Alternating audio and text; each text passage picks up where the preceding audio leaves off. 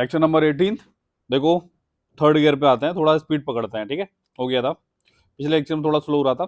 अब ये देखो पूरा चैप्टर है ना, इसमें बहुत कुछ चीजें आपको एक दान और दक्षिणा के ऊपर मिलेंगी। ठीक है, दान दक्षिणा ये सब चीजों पे मिलेंगे, देखने को मिलेगा। बिकॉज जहां से भी हमने कंटेंट देखा था ना, जो मल्टीपल चीजें पढ़ी तो मल्टीपल रिसोर्सेज में ना दान दक्षता के पास के पर बहुत बात हुई है। ठीक है, तो उसके बारे में हम देख लेते हैं जरा। देखो कहाँ तक हमने पढ़ा दिया है। लक्ष्मी देवी चंद्रगुप्तम, हाँ।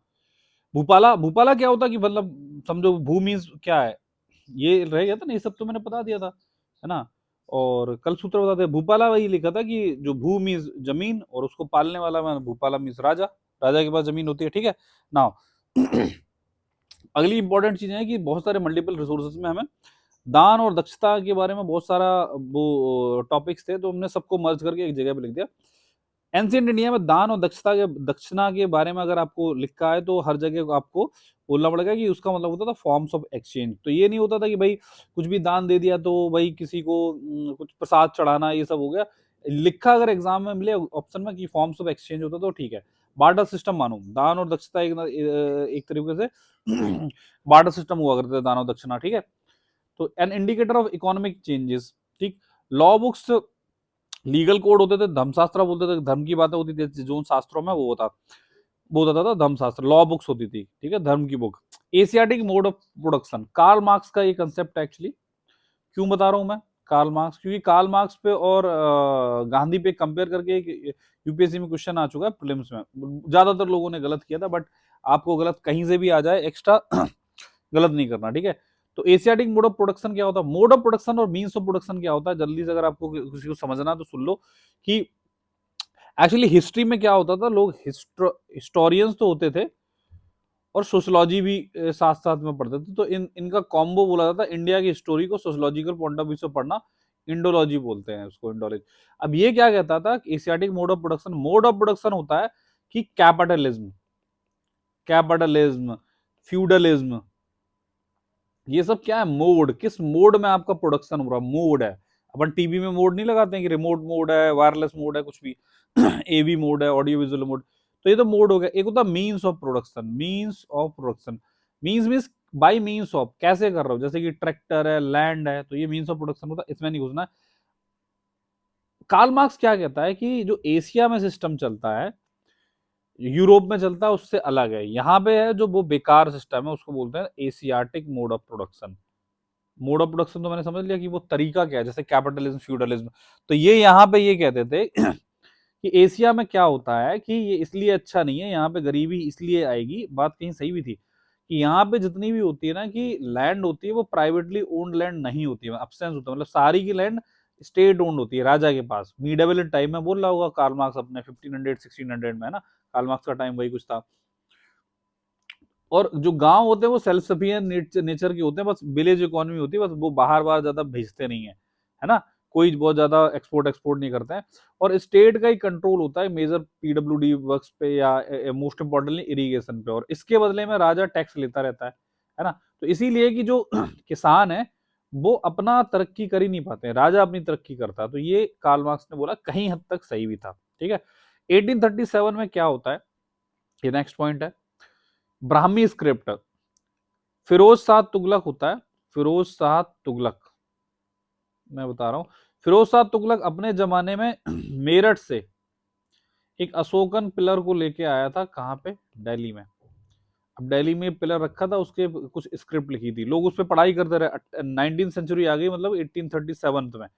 यहाँ पे गवर्नर जनरल का मैं भी नाम बता दूं, उस टाइम पे कौन रहा होगा, सोच के बताओ, अभी मैं बताता हूँ। एक आदमी था जेम्स प्रिंसेप, इसने इस जो दिल्ली में आया था मेरठ से पिलर, कौन लाया था, फिरोज शाह तुगलक, एफएसटी। उस पे पढ़ के फिर उसको डिसाइफर किया डिसाइफर किया कि भाई इस पे लिखा क्या है। इंडस वैली सिविलाइजेशन की स्क्रिप्ट डिसाइफर हुए, आज तक नहीं, अभी भी डिबेट चल रही कि कैसे करें इसको, है ना। 1837 के आसपास मेरे हिसाब से गवर्नर जनरल है, आपको बहुत अच्छे से हमने पढ़ाया भी है। 1833 के आसपास को होता है governor general Bentinck, Lord Bentinck. ठीक है, तो उसके टाइम में जेम्स प्रिंसिप के आदमी ने दिल्ली में का जो जो पिलर आया था ना, उस पे डिसाइवर किया और पता लगाया कि भाई यहाँ पे एक something, there is something so called Brahmi script. ठीक है, किसने इस पे क्वेश्चन क्या आएगा, किसने निकाली, कहाँ गया? जेम्स प्रिंसिप नाम याद रखना, ठीक है। ब्राह्मी स्क्रिप्ट, ठीक है। सिक्कों पे सिक्कों की पढ़ाई को न्यूमिस्मेटिक्स कहते हैं। मेंस में डायरेक्ट क्वेश्चन आ चुका है इस पे कि न्यूमिस्मेटिक्स, लोग वही सोच रहे हैं न्यूमिस्मेटिक्स होता क्या है ना। जिसको हिंदी पढ़ना नहीं आता तो हिंदी ट्रांसलेशन नहीं पढ़ पाएगा। अब क्या था कि originally inspired by the extension of study of Greek coins में ग्रीक के जितने भी इंडिया में कॉइन चली वो न्यूमिस्मेटिकली बहुत अच्छे हैं। गुप्ता की एज को बोला था गोल्डन एज, मतलब कि रेनेसा हुआ था, मैंने आपको बताया था हिंदुइज्म में। हिंदू ट्रेडिशन के हिसाब से इंपॉर्टेंट है ये अगर फिलोसफी में जाना है, ऐसे आजकल क्वेश्चन पूछते हैं कि भाई सोशल ऑर्डर को अगर हमने अच्छे से रखना है तो वो कैसा होता है कि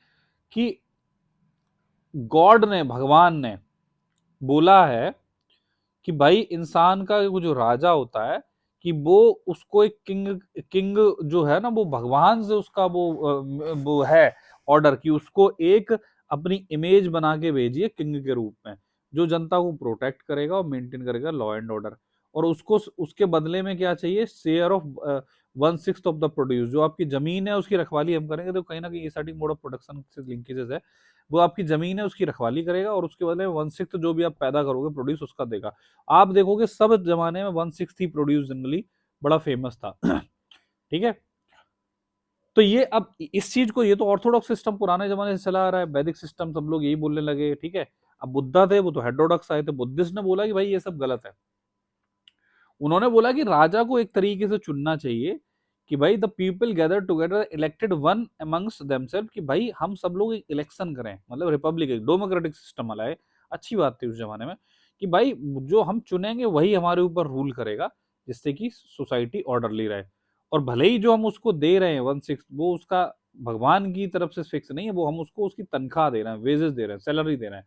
और बोला कि बुद्धिस्ट लोगों ने बोला कि ये सिस्टम को एक तरीके से क्वाजी कॉन्ट्रेक्चुअल नेचर है, मतलब कि this is something so called social contract theory. GS2 में अगर आप हमसे मेंस में मिलने आए ना, हम आपको ये सिखाएंगे सोशल कॉन्ट्रैक्ट थ्योरी की। आप सोसाइटी राजा से कॉन्ट्रैक्ट कर रही, that is something so called social contract theory. Mains prelims निकाल के आओ यार, ये सब हम आपको रटवाएंगे ना, अच्छे अच्छे कीवर्ड्स। लास्ट ईयर भी रटवाए थे लोग, इंटरव्यू देने गए अभी, है ना। तो ये जो बुद्धा कहते हैं कि भाई जनता ही चुनती है, उसको सैलरी देती है, सोशल कॉन्ट्रैक्ट थ्योरी ने क्वाजी कॉन्ट्रेक्चुअल नेचर है। क्योंकि कल को अगर कॉन्ट्रैक्ट ब्रीच हुआ, मान लो उसने हमारी हिफाजत नहीं करी, रक्षा नहीं करी, सेफ्टी नहीं दी, तो भाई वो कॉन्ट्रैक्ट ब्रीच हो गया, खत्म, नया राजा हम चुन लेंगे।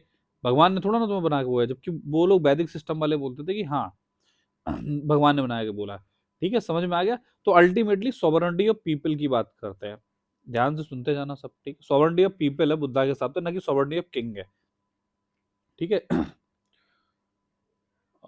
एक क्वेश्चन, एक ये स्टेटमेंट लिखा है कि देखो, हाईलाइटेड नहीं, लास्ट ईयर नहीं पढ़ा होगा, इस बार पढ़ा रहा हूँ। भगवत गीता में ये लिखा है कि अपना धर्मा फॉलो करो, अपना धर्मा रादर देन दूसरे का काम करो, मतलब कि वंस ओन ड्यूटी फॉलो करो even if poorly done, that is better than doing another duty no matter how perfectly you are doing, ठीक है। आपका काम है,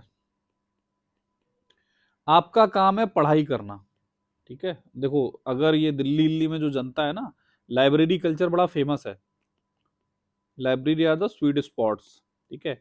अब होता क्या है, आप लोग बहुत सहमत भी करोगे, कोई इसका हिस्सा है तो बुरा ना मानना, but I have seen this, I have seen this. Library में क्या होता है, पहले दिन जाएगा एक बालक, ठीक है, उसके घर पे भी एसी लगा है लेकिन लाइब्रेरी में पढ़ना है। उसके बगल में एक सुंदर सी कन्या बैठी हुई है, इर्रेस्पेक्टिव ऑफ द जेंडर, एक एक लड़की भी जाएगी, उसके बगल में एक बंदा बैठा होगा, तो पहले बोलेगा हाय, हाउ आर यू, ठीक है। दूसरे दिन बोलेगा आपका ऑप्शनल क्या है मैं आज तक लाइब्रेरी में नहीं गया लेकिन मुझे किससे बहुत पता है, ठीक है। बहुत जमाने से मैं चीजें सुन रहा हूँ लोगों के, जब जब जैसे बच्चे होते हैं ना, डाउट्स लेके आते हैं, सर मेरी ये समस्या है, मैं बताता हूँ, खुल के बता दो, चलो, तो मैं किसी का नाम रिवील नहीं कर रहा हूँ, उनकी कॉमन समस्या यही निकलती है, सर मेरे लाइब्रेरी में एक सुंदर सी कन्या बैठती है, ये वो, मेरा दिमाग नहीं लग रहा है पढ़ाई में तो सुनो, हाय आपका ऑप्शनल क्या है, ठीक है। थोड़े दिनों बाद वो लोग घूमते फिरते चाय पे जाएंगे फिर उनका नंबर एक्सचेंज होगा, क्या आज चाय पे नहीं चल रहे हो, ठीक है। धीरे धीरे अब जब तक वो 5 बजेगा, फिर दोनों के दिमाग में वो आएगा कि अरे यार चाय पे जाने के लिए कोई है ही नहीं, तो फिर वो आदत बन जाती है, खत्म हो गया। फिर वो कहती है लड़की मेरा तो हिस्ट्री स्ट्रांग नहीं है, तो आदमी कहता है अरे मैंने तो BTS से पढ़ाई करी, आओ लो मैं तुम्हें पढ़ा देता हूँ, चलो, अपनी पढ़ाई छोड़ के दूसरे का काम में लग गया, उसको पढ़ाएगा। तो ये धर्मा इसका नहीं है, खत्म, ये आदमी गया।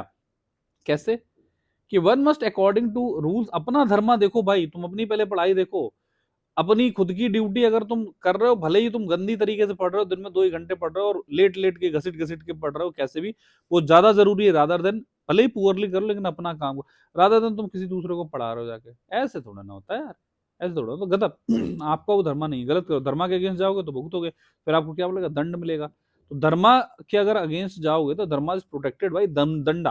अब भगवान आपको दंड देगा ना, अगर प्रीलिम्स में आधे नंबर से रुक गया था वो लड़की का, तो वो सिलेक्शन लेके निकल गई, या लड़की जो उसको दूसरे को पढ़ा रही है ना प्यार में अंधी होके, है ना, तो वो लड़का तो बन गया आईएएस, अब तुम फोन कर रहे हो, वो उठा नहीं रहे फोन।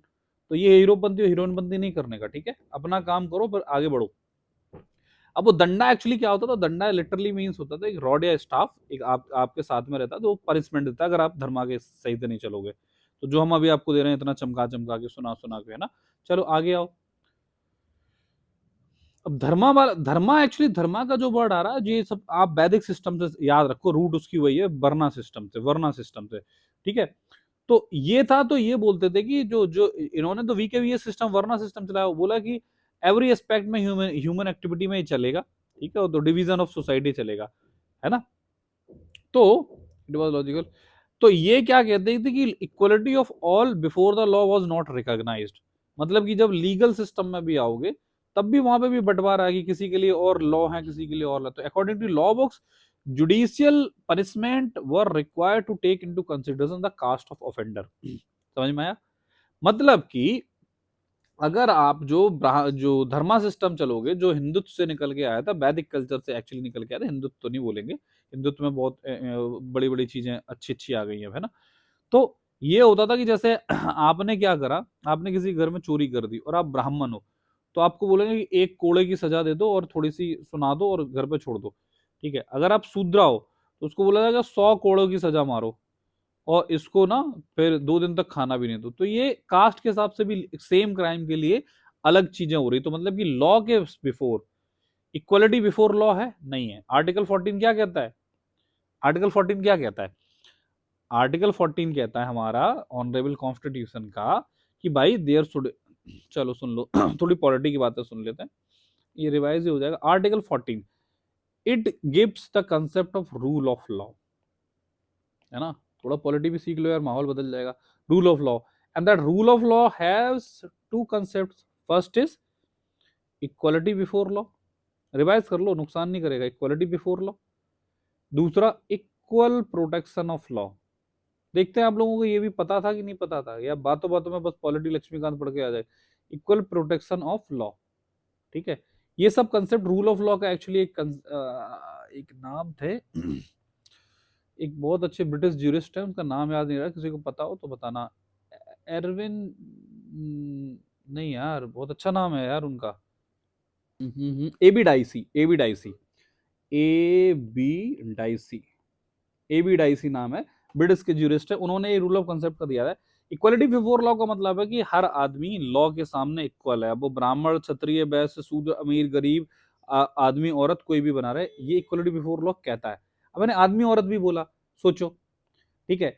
अब एक बात बताओ, उनके फिर बाद में एक मन में आया कि भाई क्या सारे आदमी आपस में इक्वल हैं, जो आप सबके साथ एक सेम लॉ लगाओगे। तो फिर उन्होंने एक और कंसेप्ट दिया, ठीक है, वो कंसेप्ट क्या है, रूल ऑफ लॉ, लॉ के अंदर है। अब इसके बाद में जापानीज, जापान में भी चला, यूएस में चला, बहुत कुछ कॉम्प्लेक्सिटी है।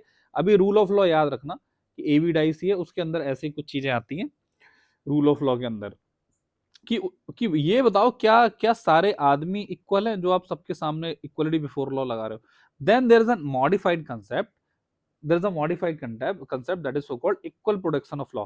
अब मतलब कि लॉ का इक्वल प्रोटेक्शन भी तो करो कि भाई सब पे साफ साफ सफाई से लग रहा है ना, कि उसको उसको लॉ को भी प्रोटेक्ट करो, लॉ ही अपने आप में दिक्कत होगी। प्रोटेक्शन ऑफ लॉ का मतलब देखो सीधी सी भाषा में ये, उसको इक्विटी समझो, equity, there is something so called equity. देखो एक आदमी है, ठीक है, उसने मर्डर कर दिया, एक औरत है, उसने मर्डर कर दिया, ठीक है, और दोनों को होनी है फांसी, ठीक है, फांसी।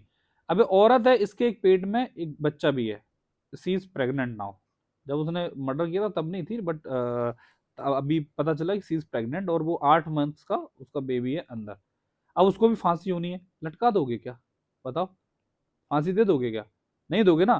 तो क्या समझ में आ रहा है इससे कि भाई इस औरत के साथ साथ इसके पेट में किसी का हो सकता है, किसी का बच्चा हो, है ना। तो भाई उसकी तो डेथ हो रही ना, उसके बच्चे की जान जा रही, तो इसकी क्या क्या गलती है इसके हस्बैंड की, या उसके भाई एक सन हो और एक लड़का और उसका भी जो भाई या बहन आने वाला हो, उसकी क्या गलती है ना। तो अब यहाँ पे क्या बताओ, तुम दोनों को equal equal protection of law लगा दोगे, दोनों को फांसी दे दो irrespective of the law. Irrespective of the law का मतलब होता है procedure established by the law. Indian constitution में पहले यही चलता था कि प्रोसीजर, सर आप हिस्ट्री पढ़ाओ ना, लेकिन ये सुन लो थोड़ा सा, आपका हो सकता है एक क्वेश्चन इस कठिन से कंसेप्ट तो कहीं भी बन जाए। प्रोसीजर एस्टैब्लिश्ड बाय लॉ, कि जो प्रोसीजर उसमें लिखा है वो चलेगा, वो जो लिख दिया लिख दिया। लेकिन यहीं पे बात आता है कि due process of law, due process of law, कि भाई वो प्रोसेस थोड़ा ड्यू होना चाहिए, सही होना चाहिए। फिर ये दो मेनका गांधी केस वगैरह से बहुत सारी चीजें आई थी, है ना। तो क्या चीज है कि भाई इक्वल प्रोटेक्शन ऑफ लॉ क्या आप लगा दोगे? ये नहीं, इक्वलिटी बिफोर लॉ लगा दोगे? नहीं। तो यहां पे आती है इक्विटी। इक्विटी का मतलब होता है कि लोगों को पहले देखो, इक्वलिटी और इक्विटी में यही डिफरेंस है ना। तो तो इसीलिए सुप्रीम कोर्ट ने बोला है कि जब भाई जब लोग ही समान नहीं हो, जब पीपल आर अनलाइक, ठीक है, then you can not impose the like law. Same law नहीं लगा सकते जब लोग ही अलग अलग हैं। तो इसीलिए लॉ को भी प्रोटेक्ट करो ऐसे कि भाई वो सही सही हिसाब से लगे। तो that is something so called equal protection of law. बात समझ में आ गई?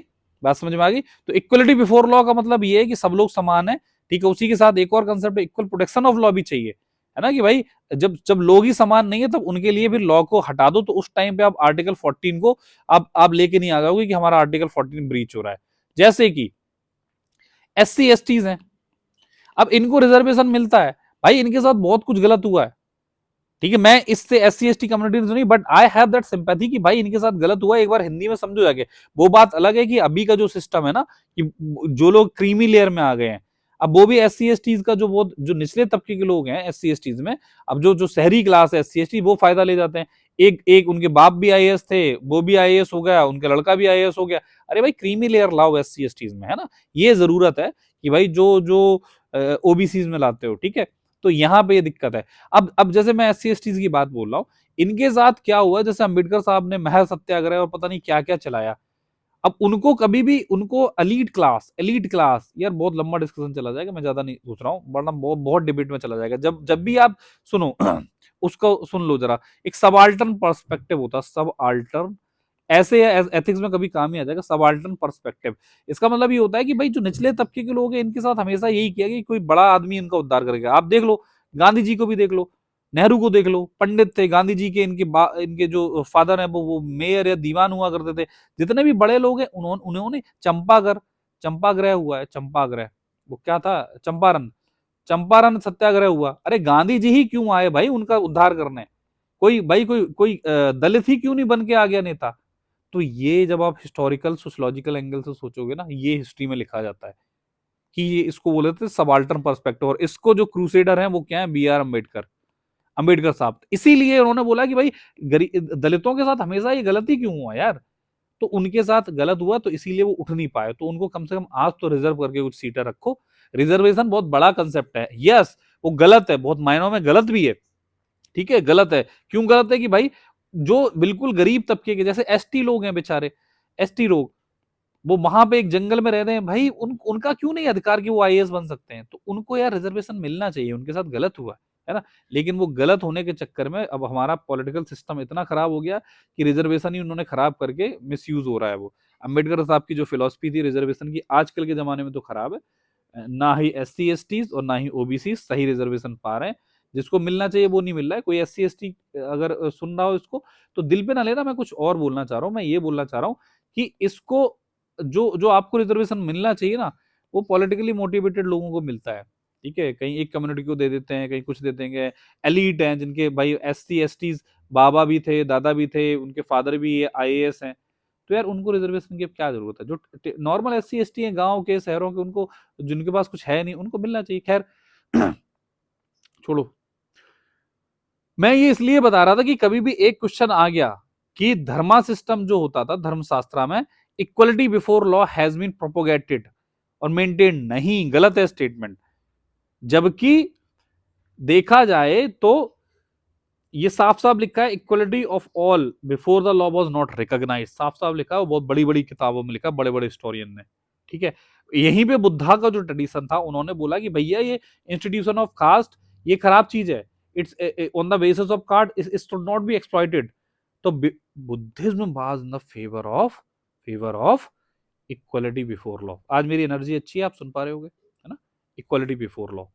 तो याद रखना, बुद्धिज्म ने बोला था इक्वालिटी बिफोर लॉ, धर्मशास्त्र आते वैदिक कल्चर के, वर्णा सिस्टम के, उन्होंने नहीं बोला था। बुद्धिज्म ट्रेडिशन ने बोला कि कभी भी एक लाइन लिख के जाए कि आपको जनता को, तो आम जनता को उसकी लाइन का समझ में ही नहीं आएगा जो हम आपको बता रहे हैं।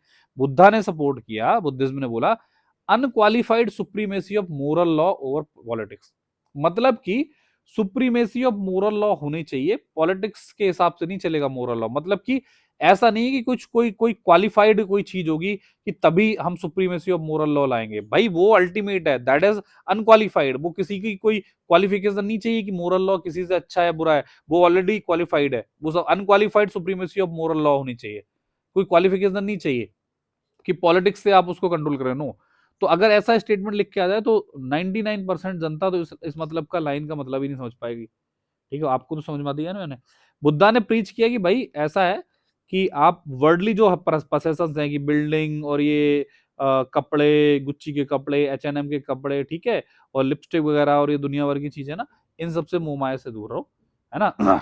लेकिन बहुत ज्यादा ना करो, ठीक है, बहुत ज्यादा अटैचमेंट नहीं रखो कि उसके चक्कर में ही सब आप बर्बादी कर लो। आपसे भी बोल रहा हूँ, आपसे भी हद से ज्यादा किसी भी चीज को अपना दिमाग पे ना चढ़ने देना, ठीक है।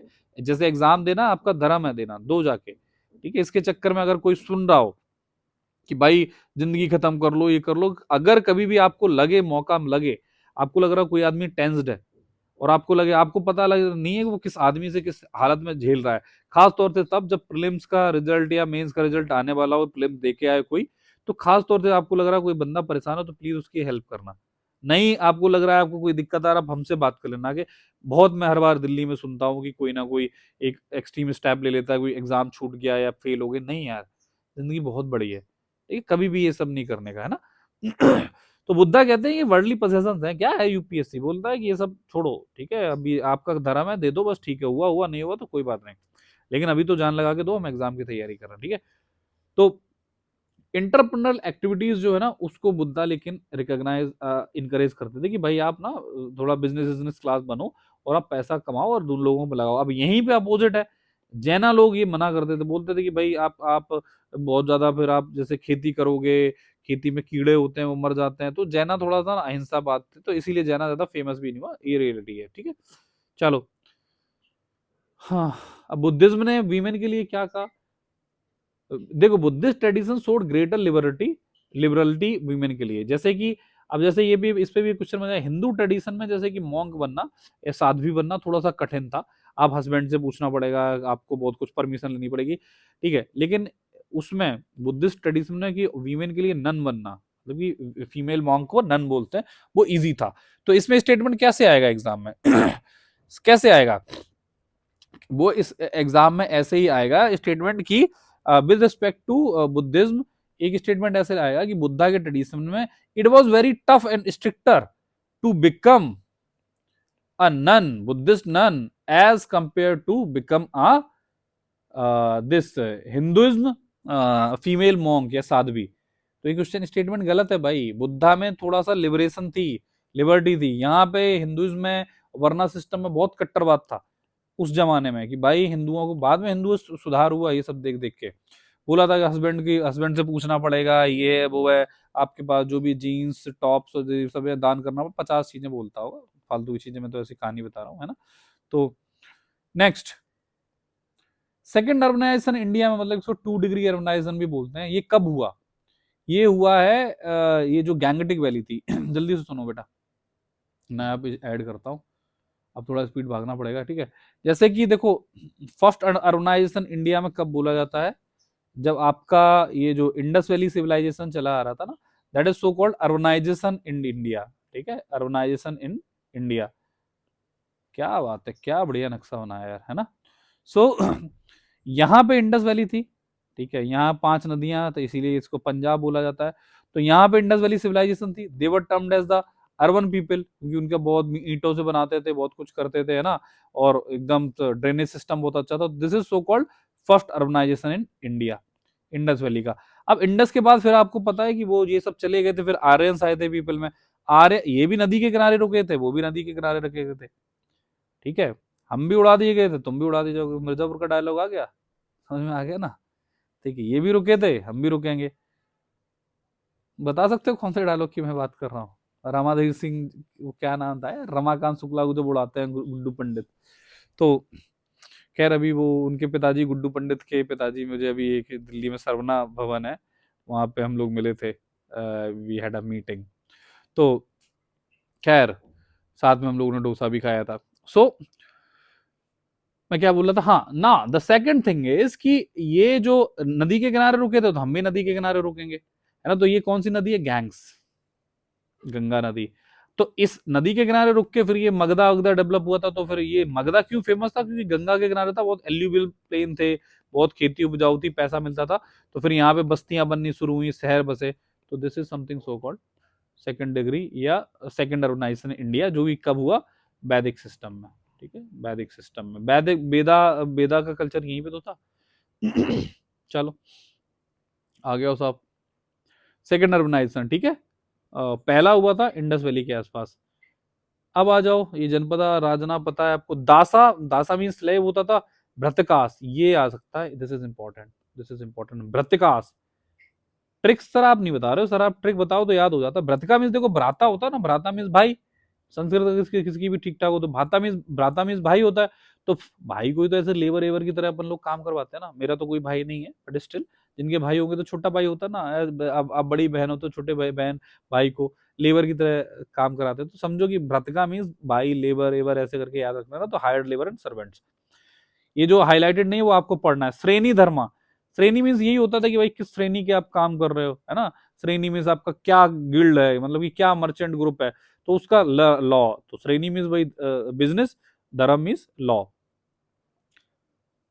अब जैसे कि लोअर ऑर्डर के जो गिल्ड हुआ करते थे, छोटे छोटे लेवल के जो आदमी होते थे, काम करते थे, उनको कर्मकारा बोलते थे। नहीं लग रहा? कर्मचारी, कर्मचारा, कर्मकारा, आर्टिसंस, ठीक है। और दूसरा क्या है? अंतेवासिका, अंतेवासिका मीन्स अप्रेंटिस होता है। अप्रेंटिस मीन्स आपको पता है क्या होता है, ठीक है। तीसरा क्या होता है? 10 भ्रातिका। 10 भ्रातिका तो मैं आपको बता रहा हूँ कि 10-10 भाई है, मान लो 10 भाइयों को वही है कि हायर्ड लेबर तो स्लेव्स बना दिया जाएगा।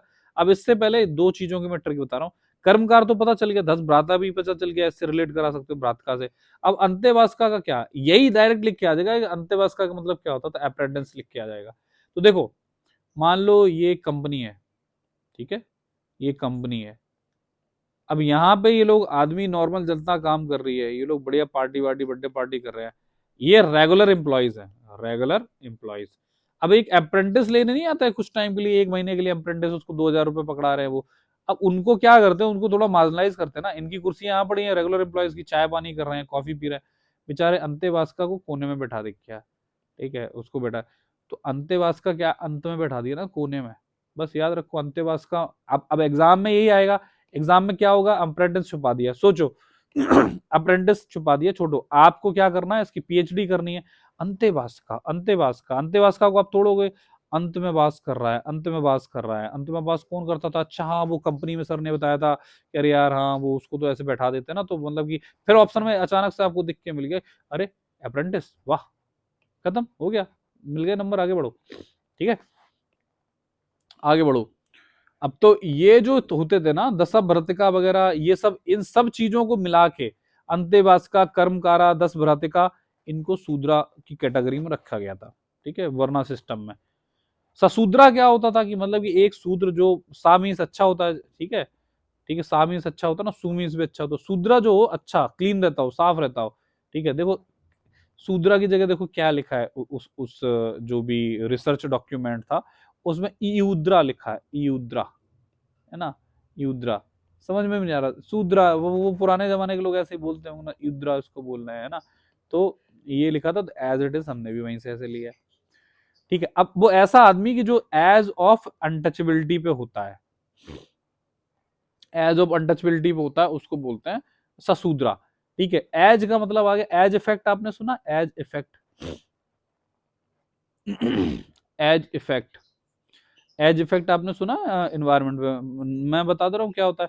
जैसे कि दो बायोम्स हैं, ये बायोम्स हैं, मान लो यहाँ पे पानी भरा है, ठीक है, मैरीन इकोसिस्टम है। सर अच्छे से फोटो पे समझाओ ना, बिल्कुल समझाते हैं बेटा। ये देखो पानी भरा है, जहां से ज्ञान मिले, ऐसा नहीं कि भाई एनवायरमेंट का कोई कंसेप्ट समझ में आ रहा तो हम नहीं सुनेंगे। ये लैंड है, ठीक है, यहाँ पे पेड़ पौधे हैं, ठीक है। अब क्या होता है, यहाँ पे जो तो मरीन स्पीसीज हैं, ठीक है, यहाँ पे ये अपने बिल्ली वगैरह रहता है, बंदर, ठीक, बंदर, ये बंदर वगैरह जानवर वगैरह यहाँ पे रह रहे हैं, गाय आए सब लोग रह रहे हैं, ठीक है। अब देखो क्या होगा कि ये जो जगह है दिस एरिया,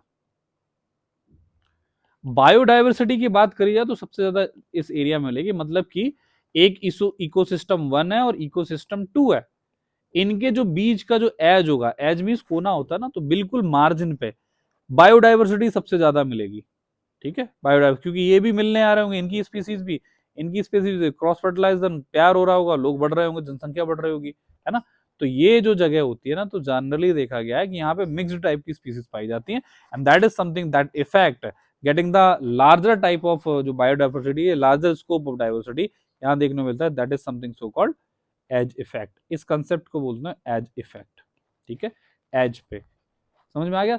तो वही है कि भाई जो एज पे थे लोग, जो एज पे हुआ करते थे, उनको बोला गया ससुद्रा, मतलब कि क्लीन सूद्रा और गंदे सूद्रा के बीच की जगह को ससुद्रा। मत्स्याना में आपको बता चुका हूं, ठीक है, कि मत्स्याना होना चाहिए। मलिच्छा बता चुका हूं। उपनिषद और अरण्यक ये लिटरेचर होते थे वैदिक सिस्टम के, जो लेटर लिटरेचर है, Aranyaka literature is a part of Vedic literature, ठीक है। अब ये क्या होते थे, उपनिषद एंड, हाँ ठीक है, फॉरेस्ट, ठीक है। अब जो अरण्यक, अरण्यक के बारे में सुनो, अरण्यक जो होते थे देवर रेनाउंसर, मतलब कि वो जंगल में चले गए और आइसोलेट कर दिया सोसाइटी से और फॉरेस्ट में चले गए, तो उनको अरण्यक बोला जाता है। उन्हीं पे जो किताबें लिखी गई उनके बारे में, that is something so called Aranyak literature. अजीविका एक हेट्रोडॉक्स सेक्ट था। ऑर्थोडॉक्स क्या थे, तो जो वैदिक कल्चर चला रहा था, वर्ना सिस्टम, उसको नहीं मानोगे तो हेट्रो हो जाओगे, वो ऑर्थोडॉक्स था। जैसे बुद्धिज्म जैनिज्म थे, ये भी हेट्रोडॉक्स थे। अजीविका भी एक था।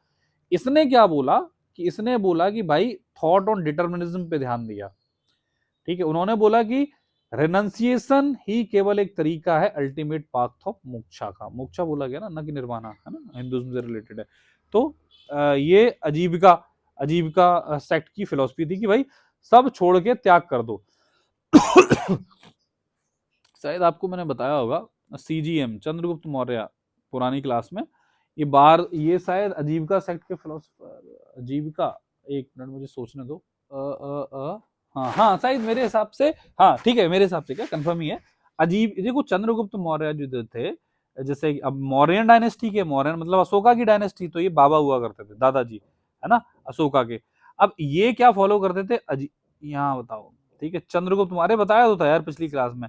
चंद्रगुप्त मौर्य अजीविका फॉलो करता था, उसका लड़का था बिंदुसार, इसने भी हल्का फुल्का फॉलो करा था। फिर उसके बाद कहीं आता है अशोका वगैरह, ठीक है, अशोका वगैरह जो आता है, ठीक है, उसने बुद्धिज्म को फॉलो करना शुरू किया था, ठीक है।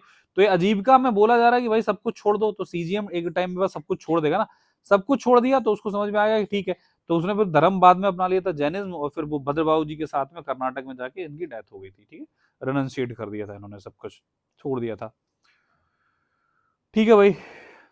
हाँ, अहिंसा की जो फिलोसफी है, नॉन वायलेंस की, ये प्राइमरी जो सेंट्रल फोकस था इसमें, बुद्धा और जैना का एथिक्स पे था, ठीक है। ये बोलते थे किसी को मारो वारो ना, क्यों नहीं मारो, क्योंकि जो वैदिक सिस्टम, वर्ना सिस्टम था, उसमें एक बलि की प्रथा चलती थी, सेक्रीफाइस, बलि नहीं बोलेंगे, बलि तो बाद में टैक्स बोला गया था, सेक्रीफिशियल रिचुअल हुआ करता था, सेक्रीफाइस करो, कि मान लो भाई जब जब ये जो ब्राह्मण थे, बोल देते थे कि भाई कैटल है, ये कैटल है, ठीक है, अब ये सींग हो गए इसके, है ना, ये कैटल है, इसके ये 4 पैर हो गए। अब बोला गया कि भाई इसके जब सेक्रीफाइस करोगे तब आपके घर में लड़के की उत्पत्ति होगी, और गलती से किसी ने सेक्रीफाइस किया, हो गया, जबकि वो रिप्रोडक्टिव सिस्टम का था, डॉक्टर ने बोला था जो भी होगा उसकी वजह से हुआ लड़का, ठीक है। अब भाई पुत्र की प्राप्ति हुई जब इन्होंने तो भाई वो चलने लगा, तो बोला कि देखो मैंने बोला था, ब्राह्मण ने बोला कि मैंने बोला था। ब्राह्मण का मतलब मैं उस जमाने के ब्राह्मण बोल रहा हूँ, आज पर आप अपने ऊपर दिल पे ना ले जाना, ठीक है, वरना मैं पढ़ा ही नहीं पाऊंगा हर चीज में, अगर इतना मैं थोड़ा सॉफ्ट बोलूंगा तो समझो, ठीक है। तो अब ये ब्राह्मण लोग बोलते थे कि हम भाई रिचुअल पे ध्यान देंगे, रिचुअल करवाना है तो हमसे करो, इसलिए काम बनेगा। इन लोगों ने बोला बुद्धिज्म और जैनिज्म में बोला कि भाई देखो ये सब बेकार चीजें हैं, ये एथिक्स के खिलाफ है कि किसी की आप जान लेके आप अगर आप सोचो कि आपका काम हो जाएगा। इवन ह्यूमन बलि भी आपने कभी कभी सुना होगा, ये सब क्या है, पाखंड है कि ह्यूमन बलि करा के कभी कुछ हो जाएगा, कि भाई किसी बच्चे को मार, आपने गाँव में सुना होगा कि एक बच्चे की बलि चढ़ा दी किसी ने कि भाई उनके घर में कुछ संपत्ति आ जाए, पैसा खजाना मिल जाए, सब बेकार है। तो जैन में जो था, जो उनका सेंट्रल फिलोसफी थी अहिंसा की, भाई कुछ भी नहीं मारो, कुछ भी नहीं मारना है आपको, गलत है। बुद्धा की भी यही थी, लेकिन जैन की और एक्सट्रीम थी, उन्होंने बोला कि हर किसी में जान है, वो एक्सट्रीम लेवल पे बात करते हैं, एक्सट्रीम पोजीशन, उन्होंने ऑल क्रिएटेड बीइंग, वो बोलते हैं कि छोटी छोटी चीज में भी जान है। ठीक है। अब कहते थे कि भाई डेलिबरेट हो जाए, एक्सीडेंटल हो जाए, नहीं मरना चाहिए भाई आपसे, बिल्कुल नहीं मरना चाहिए। तो उन्होंने बोला था कि भाई बिल्कुल वायलेंस नहीं चाहिए हमें, ठीक है। तो जैनिज्म को जो आपने मुनि वगैरह देखे होंगे ना, तो वहां पे एक चीज चलती है कि भाई आप कभी वीडियो यूट्यूब वगैरह पे देखोगे ना, तो जैनिज्म के जो मुनि वगैरह होते हैं ना, तो अपने साथ ना ऐसा मान लो ही इज द जैन मुनि, ठीक है, तो अपने साथ ना ऐसी एक एक झाड़ू टाइप की रखेंगे आप, वो व्हाइट कलर की झाड़ू टाइप की रखते हैं, जिससे हमेशा तुम देखना कि वो मिट कहीं भी बैठेंगे ना, जो कट्टर जैन मुनि होता है ना, उसको झाड़ के बैठेंगे। क्यों? क्योंकि ऐसा ना हो कहीं यहाँ पे चींटी बैठी हो, ठीक है, चींटी बैठी हो मर जाए, है ना, तो वो बहुत वो अहिंसा बोलते हैं, गलती से भी हमसे ना मर जाए। और यही कारण था, इन्होंने जो एग्रीकल्चरलिस्ट है, जो एग्रीकल्चर कम्युनिटी थी, जो उसने सपोर्ट किया था बुद्धिज्म को, और पैसे ऐसे भी दिए थे कि भाई आपके लिए हम ये सब करा रहे हैं। क्यों? क्योंकि उसमें ट्रेड होता था एग्रीकल्चर से, है ना, तो अब इनको ट्रेड कम्युनिटी ने बुद्धिज्म को बहुत सपोर्ट किया, लेकिन जैनिज्म को नहीं किया। जैनिज्म ने एक बात बोली, जैनिज्म की जो कम्युनिटी के लोग थे उस टाइम पे, उन्होंने बोला जब आप एग्रीकल्चर करते हो ना, जब आप सोइंग करते हो, जब खुदाई जुताई करते हो ना खेतों की,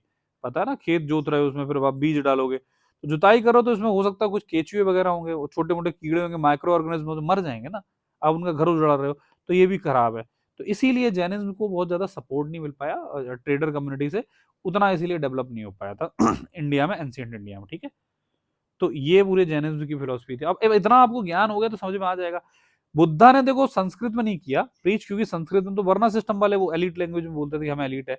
अर्धमगधी में प्रीच किया, और अर्धमगधी क्या है, एक फॉर्म ऑफ प्राकृत है। अब प्राकृत, प्राकृत में प्रीच किया, बोला भी है, ठीक है, कि जिससे कि जनता समझ पाए, जनता समझ पाए। वरना वो संस्कृत में बोलेंगे तो जनता को तो संस्कृत आती नहीं, क्योंकि वो तो ब्राह्मण बोल रहे हैं कि संस्कृत हमारा टाइप है, हाँ हम हमारा संस्कृत पे कब्जा है, और उन्हीं को ही आती थी।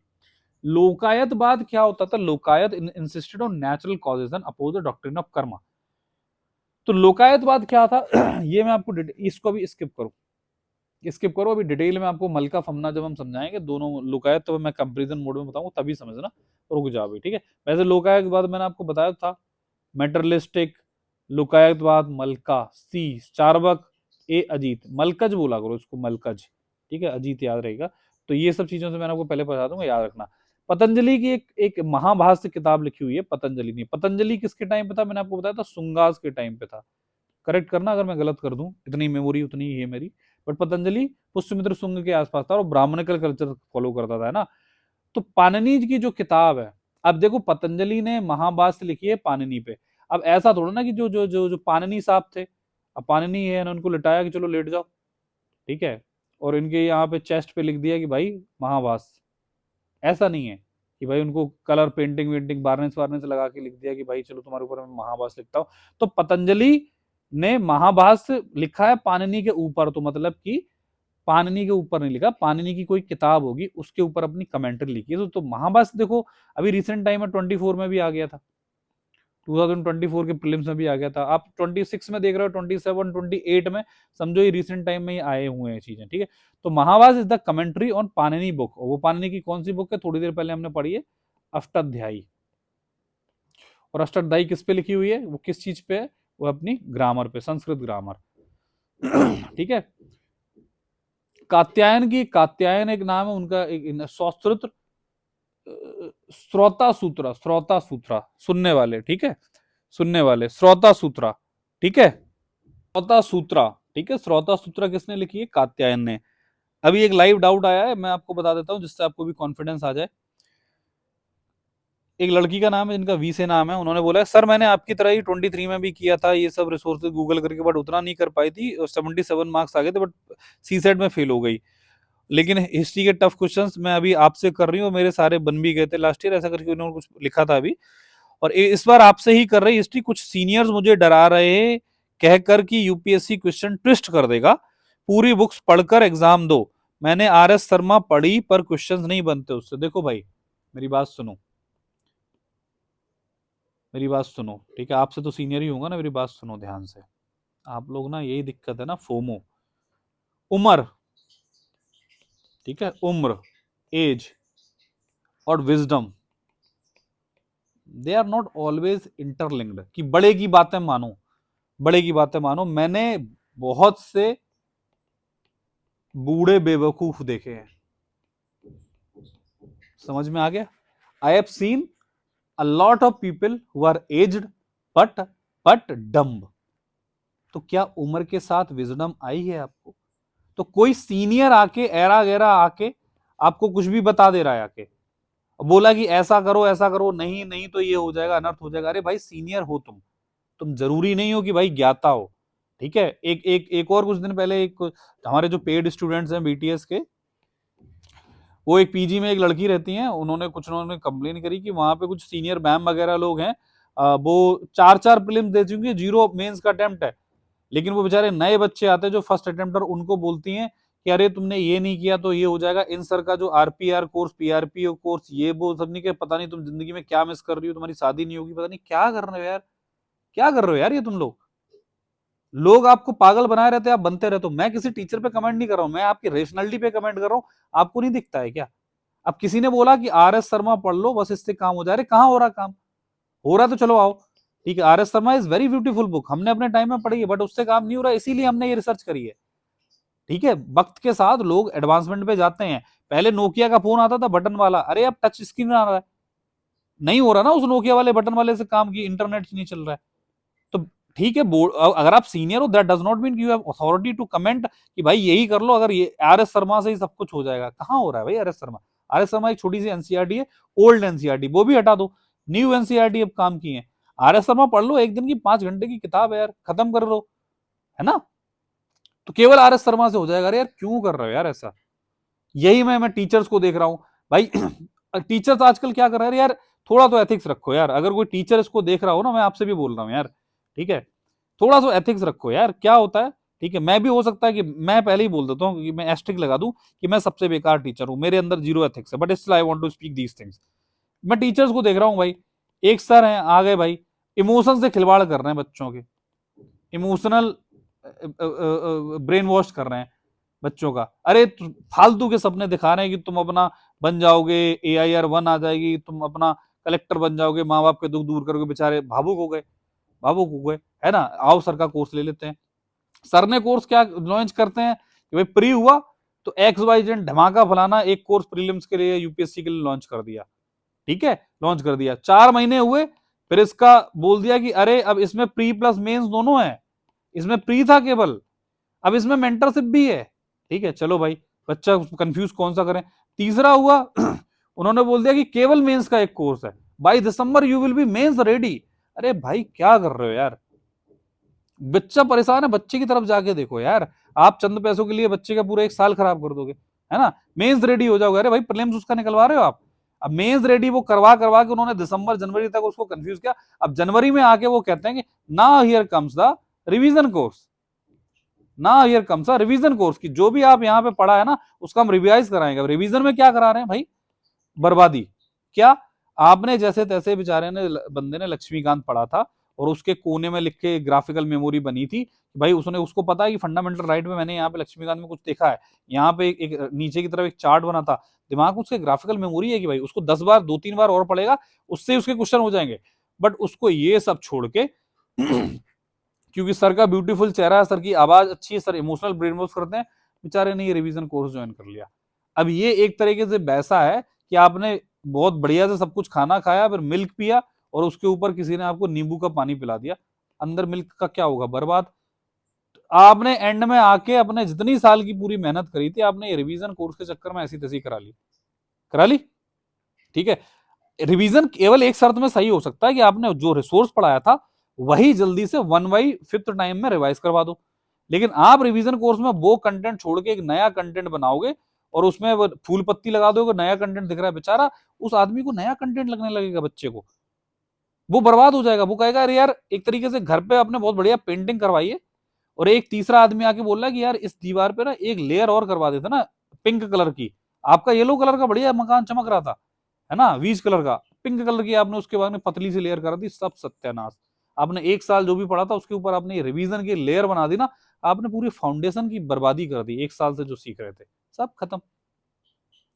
तो ये मार्केट चल रहा है यार, ठीक है। कुछ जो जो बंदा चेहरा जो देखने में सुंदर लग रहा है टीचर, अरे मैं पहले ही आपको बोल दो, मेरे को भी काउंट करो, मेरे को भी काउंट करो, XIS is the best institute बोल दो, ठीक है। बट मुझे पता है कि हम क्या कर रहे हैं, हमें पता है कि हमारा एथिक्स क्या है। The foundation of XIS is based on that ethical commitment, ठीक है। वरना जिन ऑर्गेनाइजेशन में मैं गवर्नमेंट डिपार्टमेंट में था, वहां पे भी हमारे पास पता नहीं कितने नंबर 2 का पैसा कमाने का मौका था, वहां से कमा लेता ना, है ना। तो ये एक एथिक्स नाम की चीज है, खैर उसको आजकल मार्केट में कोई फॉलो नहीं करता है, वो बात अलग है। तो इसके चक्कर में यार अपना यार 1-2 साल बर्बाद ना करो। समझ में आ रहा ना, वरना हम आपको भाषण क्यों दे रहे हैं यार, ये सब पता नहीं यार। अभी ये वो डाउट आ गया मेरे को, दिमाग में आ गया क्यों यार लोग पता नहीं 5-5 आपने प्रीलिम्स दे रखे हैं, एक निकला, लेकिन बूढ़े बेवकूफ बने फिर रहे हो यार। बेचारे नए बच्चे आ रहे हैं ना, उनको आप और बहला फुसला के खराब कर देते हो। खैर छोड़ो, sorry my words, sorry for my words, थोड़ा सा एग्रेशन आ गया था। स्टूडेंट्स के साथ जब गलत हो रहा तो दिख रहा है यार, ये साफ साफ गलत है यार, ठीक है। एक बच्चा था, ठीक है, एक सर ने उसको फालतू की एलिमिनेशन ट्रिक्स सिखा दी, धमाका सीरीज में हमने ट्रिक्स सिखाई, ठीक है, लॉजिकल नहीं सिखाया कुछ। अब बेचारे ने उसी का ही टेस्ट दिया, ठीक है। एक है एक कोचिंग इंस्टीट्यूट, मतलब कि बहुत बहुत अंडरस्टैंड करके समझाता है कि भाई प्रीलिम हम यूपीएससी को बहुत समझते हैं। अब उनके स्टूडेंट कुछ ने बताया सर हमने ये टेस्ट दिया और ये सर ने हमें ट्रिक्स सिखाई थी। अब बेचारे ने उन्हीं का ही क्वेश्चन पेपर में लगाया, उसके 13 नंबर आए टेस्ट में। अरे कैसी ऐसी ट्रिक का फायदा?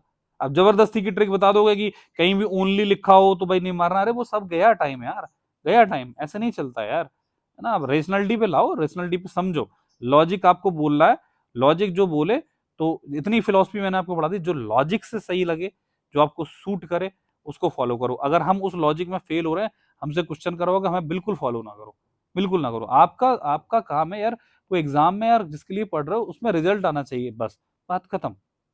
उसके लिए मैं अगर गलत हो जाऊं, मैं तो पब्लिकली सॉरी बोल दूं यार, मैं सॉरी बोल दूं कि भाई मैं जो पढ़ा रहा हूँ ये कोई मतलब का है नहीं, आप अननेसरी टाइम वेस्ट कर रहे हो, है मतलब का, इसलिए हम पढ़ा रहे हैं आपको, ठीक है। चलो, हो गया ज्ञानबाजी। नेक्स्ट, कात्यायना की स्रोता सूत्रा पढ़ लिया, ठीक है। अब देखो 2 टर्म यूज होते थे, ये देखो HCS में पूछा गया, यूपीएससी में पूछा गया, बली और भागा, भागा, ठीक है। The words use for 2 basic Texas, कभी भी क्वेश्चन ऐसे आएगा बली एंड भागा वर, तो बली में अब ऐसे क्वेश्चन आ जाएगा बली एंड भागा, इस पे क्वेश्चन बना के दिखाओ। In ancient history Bali and भागा वर रिस्पेक्टिवली, ए लिख के आएगा ऑप्शन वैदिक रिचुअल एंड भागा मीन्स, भागा मीन्स भाग्य करके ऐसे कुछ कर दो, भागा मीन्स, ठीक है, भागा मीन्स नहीं, लक बोल दो, लक, फॉर्च्यून बोल दो, फॉर्च्यून, फॉर्च्यून गिफ्ट ऐसे करके ना, रिस्पेक्टिवली। बी बोल देगा कि अ टाइप ऑफ टैक्सेस, ठीक है, ऐसे करके टैक्स थे भाई बली और भागा, ठीक है। वो ऐसे सोचेगा, आप क्या सोच सकते हो बली से, एग्जामिनर जो आप दिमाग सोच रहे हो वो वही उसी से मिलता जुलता ऑप्शन बनाएगा। वैदिक रिचुअल आपको लगेगा हाँ बली वली में तो होता था यार, ये सब गलत हो जाएगा। तो बली देखो कैसे होता था, बली में क्या होता था कि हाँ, कहाँ गया, बली ओरिजिनली मीनिंग है ट्रिब्यूट, मतलब कि आपने कुछ पैदा किया है, आपने जमीन पे कुछ उपजाऊ जमीन पे कुछ फल वल उगाए हैं, ग्रेन पैदा किया है, जो भी आपका प्रोड्यूस है, उसका क्या होगा कि कुछ आपको हिस्सा एज ए ट्रिब्यूट राजा को देना पड़ेगा जाके, ठीक है, राजा को देना पड़ेगा जाके, वो हो गया बली। और एक क्या होगा कि उसका ये एक शेयर, एक फिक्स शेयर होगा, वो भी उस प्रोड्यूस ऑफ लैंड का, ठीक है, जाएगा किस पे, राजा पे। अल्टीमेटली ये लैंड जितनी आपके पास है उसका कुछ टैक्स है, जो टैक्स लगेगा, क्योंकि आप पे कुछ एक लैंड है तो आप पे इतनी टैक्स लगनी है, हो गया।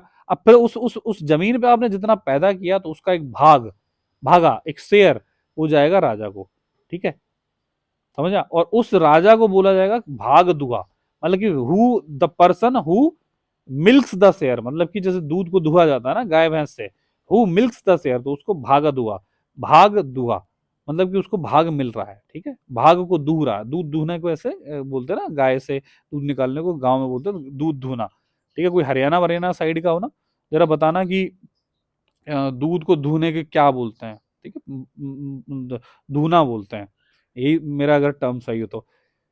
कुछ सेक्ट हुआ करते थे जो ब्रांचिंग ऑफ बोलते थे, सखा माता समया, जैसे कि जो भी धर्म चल रहा है उसके सेक्ट निकल के आ गया, मतलब कि एक सेक्शन बन गया। सेक्ट मतलब कि रूट है, सेक्ट सेक्शन, तो शाखा मान लो, शाखा माता और समया, तो ये लिख के आ जाएगी क्या होते थे, तो बोल देगी कि कुछ सेक्ट होते थे, उनका नाम था। चलो, अशोका के ट्राइब में अशोका के जो एडिक्ट है उसको ग्रीक में ट्रांसलेशन किया गया, तो एक वर्ड समझ में आया कि पसंदा बहुत लिखा है, पसंदा। पसंदा के सामने बस ट्राइब या डाई ट्राइब लिख के आ जाए, बस इतना याद रखो, ठीक है। तो समझ में आ गया। संज्ञा आपको पता है, ये असेटिज्म रिनंसिएशन से अब मैंने आपको उपनिषद और अरण्यका दोनों आपको बता दिया। समनिज्म में मैं आपको बता चुका हूँ, समनिज्म वही होता था कि ऐसे लोग जो श्रम करते हैं, ट्राइबल सोसाइटी, ठीक है, समना श्रमना समना सब एक ही चीज है, उसकी दो तीन मीनिंग भी है, मिलती जुलती मीनिंग। तो जो कि सब्सिस्टेंस इकोनॉमी में सर्वाइव करते हैं, जो मेन सोसाइटी से दूर रहते हैं, ट्राइबल रहते हैं, श्रम करते हैं और अपनी सब्सिस्टेंस इकोनॉमी में सर्वाइव करते हैं, ठीक है। समन को एक्चुअल मतलब में कभी कभी रिनाउंसर भी बोला जाता था, ठीक है, कि भाई वो जैसे कि मॉन्क बन गए, मैंने बुद्धिज्म जैनिज्म को भी श्रमणा बोला था ना, मॉन्क बन गए, तो वो छोड़ चुके हैं सब कुछ, रिनाउंस कर चुके हैं। अब रिनाउंस करके असेटिक बन गए, घूम रहे हैं संत मंत बन के, तो वो क्या करेंगे, श्रम करेंगे, और कहीं से भी कुछ भी थोड़ा बहुत मिल गया तो सरवाइव करने के लिए, भाई जिंदा रहना है, तो उसी को बोला जाता है सब्सिस्टेंस इकोनॉमी। इस सर्वाइवल के लिए है, बस कुछ जमा पूंजी नहीं है उनकी, है ना, पैसा वैसा नहीं है। ये अगला वर्ड देखो, वैदिक लिटरेचर में कुछ टर्म्स आते हैं, इंपॉर्टेंट है, रेड से हाईलाइटेड है। तपस्विन, श्रमणा, सन्यासिन, परिवारजका और योगी। परिवारजका पूछा जा चुका है, श्रमणा पूछा जा चुका है, ठीक है, बाकी के सिंपल थे इसलिए नहीं पूछे गए, ठीक है। अब ये लोग क्या है, ये वही है, एक ही चीज नाम है इनका। परिवारजिका एक्चुअली क्या था, यूपीएससी में पूछा गया है, कभी भी डिटेलिंग में और आ जाएगा तो सुन लो। परिवारजिका वो आदमी होता था कि वो कुछ टाइम के लिए परिवार को छोड़ देगा, अपनी एजुकेशन ले ली और कुछ टाइम के लिए परिवार को छोड़ देगा, ब्रीफ पीरियड के लिए, ठीक है, और takes a life of wandering for a brief period. हाँ, मतलब कि एक यंग आदमी होगा तो अपने घर परिवार को छोड़ देगा और फिर वॉन्डरिंग करेगा, ज्ञान व्यान लेके घूमेगा फिरेगा थोड़े टाइम के लिए, फिर बाद में शादी वादी करके हाउस होल्डर बनेगा। तो पहले ज्ञान लिया तो परिवार जगह, परिवार को छोड़ दिया था पहले, ठीक है। कभी कभी वो फिर उसको मन लग गया कि भाई अपने को शादी वादी नहीं करनी, परमानेंट परिवार जगह हो गया, ठीक है। अगला है ब्रत्या, मीन्स क्या होता है, ब्रत्या मीन्स होता है वंडरर, वंडरर, ठीक है, वंडरर मतलब कि जो घूमते फिरते रहते हैं, इंपॉर्टेंट है, हाईली इंपॉर्टेंट है, ठीक है। अब ये वॉन्डरर घूमते रहते थे, ठीक है, और प्री इमिनेंट वॉन्डरर मतलब कि जो बहुत इंपॉर्टेंट होते थे उनको ब्रत्या बोला गया था, परिवारजिका टाइप के होते थे, ठीक है। अब क्या होता था कि अब ये जो बाद में घूम रहे हैं परिवारजिका और ब्रत्या लोग, तो इनको बाद में मान लो कहीं घूमते घूमते प्यास प्यास लगी, मान लो इनको कुछ ग्रुप में घूम रहे तो बातें करनी है, तो लोग जो भी थे अड़ोस पड़ोस के, तो जिस मोहल्ले से निकलने, तो वो उनको एक कमरा बनवा देते थे, और उस कमरा में क्या करते थे, कौतूहल। कौतूहल हिंदी में किसी को मतलब पता हो तो इसका मतलब होता है शोर वोर मचाना, बातें बातें करना, हल्ला करना, है ना। तो उसमें ये लोग क्या कौतूहल मचा देते, मतलब कि उस कमरे का नाम हो गया कौतूहल साला। कहते थे क्यों तू, अरे क्यों तू बात कर रहा है, क्यों तू बात कर रहा है ना, कौतूहल साला, ठीक है। यही डिस्कशन, हॉल्स ऑफ डिस्कशन होते थे। राजगिरी और श्रावस्ती ये सब क्या थे, बुद्धा यहाँ पे सबसे ज्यादा इन्होंने टाइम बिताया, याद रखना। असेंबली, असेंबली क्या होते थे, देखो बुद्धा संथागार, ठीक है। अब बुद्धा उद्धा की जहां पे भी असेंबली हॉल हो रहा था उसको संथागार बोलते, गार का मतलब समझते हो ना, सभागार, हिंदी में सभागार, ठीक है। गार कहीं आता मतलब कमरा जैसा मानो, तो संथागार मीन्स, संतगार मीन्स होता था जो असेंबली हॉल, ठीक है, बुद्धा के संग में। देखो, एक कोई वेल्दी ब्राह्मण होता था ना, उसको बोलते थे महासाला। अब कोई बुरा नहीं मानना, वहां ब्राह्मण में बहुत पैसा था उस टाइम में, बहुत लूटा इन्होंने, है ना, तो महासाला, साला बहुत पैसा है, समझ रहे हो ना, दिल पे नहीं लेना। आजकल के ब्राह्मण, उस टाइम के ब्राह्मण अलग हैं, वो रिचुअलिस्ट, बहुत पैसा वैसा कमाते थे, सब लोग बेकार थे वहां पे, ब्राह्मण क्षत्रिय वैश्य शूद्र सब बेकार थे, ठीक है, सब साले थे। क्लियर। मिडिल पाथ मध्यम पतिपादा, देखो मिडिल पाथ की फिलोसफी नागार्जुन ने दी, मैं बता चुका हूँ, उसको मध्यम पतिपादा भी बोलते हैं। मध्यम नहीं लग रहा है मिडिल का, मध्यम मध्यम ऐसे करके मिडिल पाथ, ठीक है, वही फिलोसफी।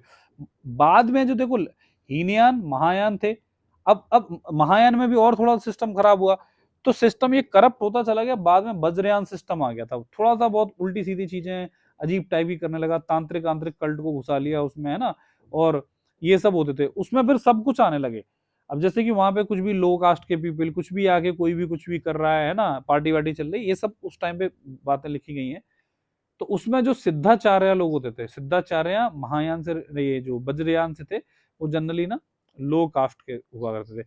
सिद्धाचार्य से मतलब याद रखना, एनसीईआरटी में भी योगी और सिद्धा की बात बोली गई, योगी और सिद्धा, ये सब तांत्रिक सेक्ट होते थे, क्योंकि ओम ऐसे ऐसे भस्म मसम करते रहते ना, वो कहीं और यार रेड से कुछ था, जैसे ये योगी लिखा है ना, योगी सिद्धा, ये सब वही लोग हुआ करते थे, वॉन्डरर और जंगल में घूमने वाले। तो सिद्धाचार्य से आपको सिद्धा के आचार्य, वही सिद्धाचार्य होगा, लो कास्ट के होते थे। सन्यासिन पता है, सन्यासिन चलते थे, उनके साथ एक स्टाफ चलता था डंडा लेके, तो वही था।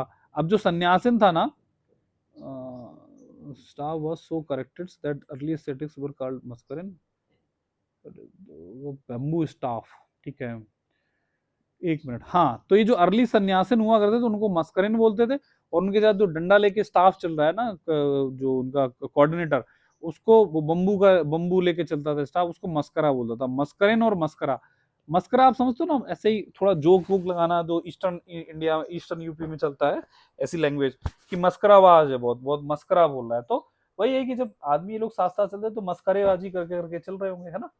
तो चलो, ये भी क्वेश्चन देखो आ चुका है यूपीएससी में। उपासका, दिख रहा हो तो हम आपको दिखा दें, यहाँ नहीं दिख रहा, देखो ये क्वेश्चन मगधा आया था ना, इस पे देखो, श्रमना आपको पता ही है, परिवार्ज का पता ही, अग्रहार का पता है, तो बचा क्या, मगधा आंसर होता। अगर मगधा आपको पढ़ा भी नहीं होता तो भी आंसर मार देते ना। तो उपासका भी पूछा जा चुका है, ले फॉलोअर ऑफ बुद्धिज्म, मैंने आपको स्टार्टिंग बताया था, मैं बताऊंगा आगे चल के, तो अब बता रहा हूँ ना। कहाँ गया उपासका, कहाँ पे हम पढ़ रहे थे, हाँ, salvation lay in joining a sect of renown, upasaka or periodic renunciation among the Buddhists, the ultimate परिवारजका who did not join any other, ठीक है। आइसोलेटेड सन्यासन, ठीक है। सन्यासी क्या होता था, सन्यासी एक होते थे जो किसी ऑर्डर को ज्वाइन करते थे, ठीक है, ऑर्डर को ज्वाइन करते थे, ठीक। परिवारजका जनरली क्या होते थे कि वो भी सन्यासीन टाइप के थे, लेकिन वो किसी ऑर्डर को ज्वाइन नहीं करते थे, वो अकेले घूमते थे, ठीक है। तो इसके बारे में लोन लोन बंडर, अरे इतनी डिटेलिंग नहीं आएगी, बट मैं बता दे रहा हूँ। उपासका क्या होते थे, उपासका ये भी फॉलोअर होते थे बुद्धिज्म के, और ये पीरियडिक रेनंसिएशन करते थे कि कुछ टाइम के लिए छोड़ दिया, साल्वेशन पे चले गए, फिर कुछ टाइम के लिए वापस आ गए, समझ गए ना, तो वो होता था। चलो आवारा मैं आपको बता चुका हूँ, जैन संघ authority, lineage structure, tribes, Buddhist संघा, एक मिनट, हाँ सुनो, अब ये संघा क्या होता था, संघा एक ग्रुप होता था जहां जहां पे हर धर्म का डिस्कशन चल रहा था, तो वो ग्रुप को बोलते थे संघा। अब जैन के संघा में क्या होता था, जैन के संघा में अथॉरिटी जो होती थी लीनियज स्ट्रक्चर पे चलती थी, कि ट्राइब्स की, कि जो ट्राइब्स की अथॉरिटी है ना, वो लीनियज स्ट्रक्चर पे, जैसे कि गना, हुला, ठीक है, ऐसे ट्राइब्स होती थी, तो उनकी उन्हीं के ग्रुप से बन बन के बड़ी ट्राइब्स थे, इन्हीं के लोगों के जो ओलिगार्की चलती थी संघा में, फिर बाद में भी उन्हीं की लीनियज से आ गए, फिर लीनियज से आ गए लोग, वही अथॉरिटी थी जैन के संघा को कंट्रोल करने की। बुद्धिस्ट का संघा थोड़ा अलग था, बुद्धिस्ट का संघा थोड़ा अलग था। वहां पे क्या होता था, वहां पे थोड़ा सा रिपब्लिक सिस्टम हुआ करता था, कि इन द बुद्धिस्ट संघा द जनरल असेंबली, वहां पे जनरल असेंबली ऑफ मॉन्क्स जो हुआ करती थी, वो सब डिसाइड करती थी, कोई ऐसे एलीट वेलीट कोई ग्रुप नहीं बनाया गया कि कोई बड़े लोग छोटे लोग, बस जनता जो मॉन्क डिसाइड करेगी, सोमनीत अथॉरिटी असेंबली में बैठ के डिसीजन होता था, और उनके लीडर को बोला जाता था, ओवरऑल जो कमांडर हुआ था वो संगा ठेरा बोलता था, संगा ठेरा, दिस इज इंपॉर्टेंट, याद रखना, ठीक है। संगा ठेरा मतलब उनका चीफ है, वो भी उनके ऑर्डर को मानता था, मतलब कि कैबिनेट टाइप का सिस्टम चलता था, ठीक है, कैबिनेट टाइप का सिस्टम बुद्धिज्म में चलता था। और Sangha Thera is like a president, या कैबिनेट या काउंसिल ऑफ मिनिस्टर मान लो, और Sangha Thera is like president, और प्रेसिडेंट किस पे काम करता है, aid and advice of council of minister. तो ये जो भी बुद्धिस्ट के संघ में जो भी असेंबली हुआ करती थी वो काउंसिल ऑफ मिनिस्टर है, और संघा टेरा क्या है, प्रेसिडेंट है। क्लियर है? चलो, ऑल मॉन्क्स लिविंग, अब देखो क्या है कि भाई एक जो मोनास्ट्री के बगल, मोनास्ट्री में जो भी चीजें है ना, वहां पे एक उपोसथा असेंबली हुआ करती थी, सुबह सुबह सब लोग मिलते थे हर 15 दिन बाद। ठीक है, हर 15 दिन बाद बुद्धिस्ट की मोनास्टिक असेंबली हुआ करती थी, उसको उपोसथा बोलते हैं। तो उपोसथा क्या होती थी, सुबह सुबह उठो फिर मिलो जाके 15 दिन बाद आपको मिलना, ये सब उसमें देखेंगे क्या चल रहा है, रिव्यू होता था सब। ठीक है, अब ये देखो आपको ऑटोमेटिक पता चल गया, वो कहीं हेडिंग नहीं चल रही, लेकिन इसमें समझ में आ रहा है कि हम ये संगा वंगा की अब बात कर रहे हैं। ठीक है, ये कहीं ना कहीं टॉपिक आ गया, वो चैप्टर उससे निकाल के हमने रख दिया। अब कुछ मॉन्क होते थे उस संगा में, बुद्धा के संगा में, वो डिस्ट्रीब्यूटर ऑफ फूड होते थे, जिसको बोला जाता था भत्तू दे सका। भत्तू दे सका, भत्तू में समझते हो, भात हो गया एक तरीके से, ट्रिक बना लो, भात दे, भात मीन्स भत्तू दे सका, भत्तू दे सका मुझे, मैं खाना खा रहा हूँ, भत्तू दे सका, तो भत्तू दे सका मीन्स जो फूड एकोमोडेशन का जो देखता था वो सेना सना गहा पका, सेना सना गहा पका बोलते थे। ठीक है, और बाकी का ये छोड़ दो, ये कठिन है, मतलब करिए। रिपेयर ऑफ ओल्ड बिल्डिंग्स, हाँ अब चलो देख लो। देखो अब एंशिएंट इंडिया में और क्या होता था कि कुछ मॉन्क्स होते थे जो पुरानी पुरानी बिल्डिंग को रिपेयर करवाते थे। उनका था कि भाई उन कमरों को अगर कराओगे ना सही बिल्डिंग्स को, तो भाई आराम करने को मिलेगा। तो आराम पेश का क्या था, वो लोग जो वो मॉन्क हुआ करते थे जो सुपरवाइज करते थे बिल्डिंग रिपेयर का काम। ठीक है, शंकराचार्य ने, मैंने आपको क्वेश्चन पूछा था कि इन्होंने 4 मठ बनाए हैं। ठीक है, डीवीपीएस, तो इसको ऐसे याद रखो, बैड डीपीएस। ठीक है, कैसे बैड डीपीएस का मतलब क्या होगा आपका, ये बद्रीनाथ, ठीक है, D means Dwarkanath, P means Puri और श्रृंगेरी। अब इन चारों की लोकेशंस आपने अगर नहीं बताई है कमेंट करके तो बताओ, ये चारों जगह कौन कौन से स्टेट में, कमेंट करके बताओ। क्योंकि यूपीएससी में सिस्टम ये चलता है कि एक बार हिंदुइज्म बुद्धिज्म जैनिज्म हिंदुइज्म में पूछ लेता है क्वेश्चन, अगले साल बुद्धिज्म पे, जैनिज्म पे, फिर आ जाएगा सिखिज्म पे, ऐसे लूप में चलता रहता है। तो अभी रिसेंटली में भी बहुत कुछ पूछा जाता है, दोबारा ये सब पूछा जाता है, थीम्स हैं ये। तो जगह बताओ मेरी क्या है इसकी, ये क्या लिखा है, अखाड़ास। अखाड़ास वो होते थे जो मठा, जो मिलिट्री विंग जो होती थी ना, जैसे मठ बन गया तो उसमें जो जो भाई उनकी सुरक्षा करेगा, तो मिलिट्री विंग ऑफ मठ की होती थी ये अखाड़ा। ठीक है, कितना और इस चैप्टर में बचा है, देख लेते हैं, थोड़ा और खींचते हैं इसको, चलो जल्दी जल्दी। है भी यार बहुत कंटेंट, है भी यार, मेरी भी हालत खराब हो रही है आपको पढ़ाते पढ़ाते। बट वही ना कि जब जज्बाती होके आप लोगों ने चढ़ा दिया मुझे कि अरे पढ़ा दो सर, आप तो ये हो वो, चढ़ाना समझते हो, फुलाना, किसी को फुला दिया, अरे अब तो करा ही देगा, है ना, तो वही करा दिया। सूत्रा सूत्रा मैंने बताया था आपको, जनरली जैनिज्म के होंगे। तो अचरंग सूत्रा और कल्प सूत्रा ये महावीर पे, कल्प सूत्रा थोड़ी देर पहले मैंने आपको बोली है, किसने लिखी है जरा मेरे को आंसर करके कमेंट में बताओ, है ना। ये हो गया महावीर के। एक और है शंकर विजया, नाम लग रहा होगी जैसे हिंदुइज्म से रिलेटेड, तो आनंद गिरी ने लिखी है। ठीक है, तो ये शंकर विजया है, ये जन्म की है।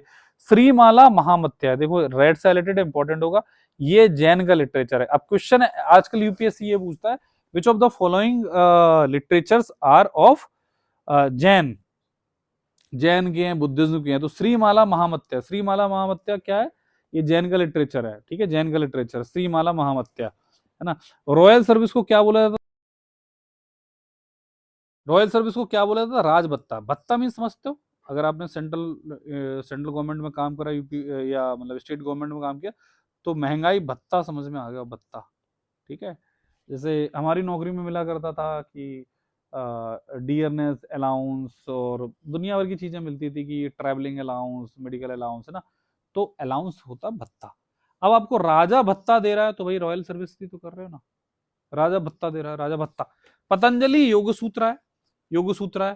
ठीक है, पतंजलि की एक और किताब है योग सूत्र, वो कहती है कि सिद्धि मतलब कि भाई आपको मोक्ष वगैरह कैसे प्राप्त हो सकता है, आप हर्ब अर्ब का एप्लीकेशन लगाओ, कि हर्ब ये पत्तियां वत्तियां से खेलो और ये सब लगा लो, खाना पीना, जैसे इसीलिए तो पतंजलि नाम है बाबा रामदेव वाला, हर्ब से तो बनता है। चलो भाई, ठीक है, secrecy became a cult and developed its own. हाँ देखो, पुराने जमाने में क्या होता, गुरु और शिष्य आप एक दूसरे को कुछ सीक्रेट शेयर किया करते थे, तो सीक्रेसी एक तरीके से कल्ट बन गया और अपने आप में एक लैंग्वेज हो गई। तो फॉर एग्जाम्पल, जो ये जो संधा भाषा है, संधा भाषा, इसको क्या बोलोगे, सीक्रेट लैंग्वेज, कोड वर्ड में बात कर देते, ठीक है, सीक्रेट लैंग्वेज। ठीक है। जैसे कि मेरे यहाँ पे बचपन में कोई मेहमान आया करते थे, गेस्ट, देन मेरी जो सिस्टर है, ठीक है, now I have actually 2 sisters, elder sisters, both are now married. तो अब क्या करते थे, अब हम लोगों को हंसी बहुत आती थी, है ना, अब जो जो भी मेहमान आ गया उसके, अब वो सामने उसकी शक्ल देख के हंसी आती थी हमें, तो हमें कोड वर्ड्स में बात करने पड़ते थे, ठीक है। तो जैसे मैं हूँ, मेरी सिस्टर है, अब हमें कुछ जरूरी बात करनी है ना, तो हम लोग हर चीज के आगे सा, मान लो एस लिख देते थे, ठीक है। मेरे को पूछना है कि क्या करो, तो मैं बोलूंगी साक्या सा कर रहे सा हो, साक्या सा कर रहे हो। तो सामने वाले नहीं समझ पाता, but we both communicated very well. ये बहुत एडवांस लेवल पे हमने सीख रखी थी कम्युनिकेशन की लैंग्वेज। तो वही हो गई। अब इससे आपको याद आएगा संधा भाषा, सीक्रेट लैंग्वेज हो गई, ठीक है। चलो, एक क्या था, एक कंसेप्ट आया था, जब योग सूत्र वगैरह आ गया, तो बोला गया कि भाई सिद्धि तो योग से, मतलब कि आप शरीर को आप अच्छा करके, योगा करके, उस पे हर्ब्स लगा के, खाना पीना करके हर्ब्स को अच्छा कर सकते हो। तो बॉडी पे जो बहुत ध्यान देने लगे, क्योंकि मेटरलिस्टिक साइंस ही मेटरलिज्म चल रहा था, तो फिजिकल साइंस से चल रही, तो देहवादा, देहवादा ट्रेडिशन क्या होता था, देहवाद का मतलब ह्यूमन एनाटॉमी, ह्यूमन को चीर फाड़ करके देख रहे हैं कि भाई अंदर क्या है, कि भाई ये इंटेस्टाइन वगैरह क्या होते हैं, ठीक है, समझ में आ गया। चलो,